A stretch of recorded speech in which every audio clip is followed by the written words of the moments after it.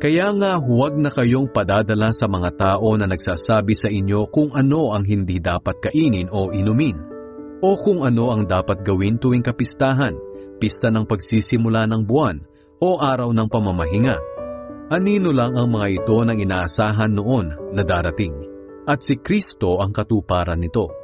Huwag kayong padadaya sa mga taong humihikayat na kailangan ninyong pagkaitan ng sarili nyo at sambahin ng mga anghel. Pinaninindigan nila ang mga ito dahil sa mga pangitain nila na pagyayabang lang, walang kabuluhan, at gawa-gawa lang ng makamundo nilang pag-iisip. Wala silang kaugnayan kay Kristo na siyang ulo natin. Siya ang nag-uugnay-ugnay at nag-aalaga sa atin na kanyang katawan sa pamamagitan ng mga magkakaugnay na bahagi nito. Sa ganoon, lumalago tayo ng naaayon sa Diyos.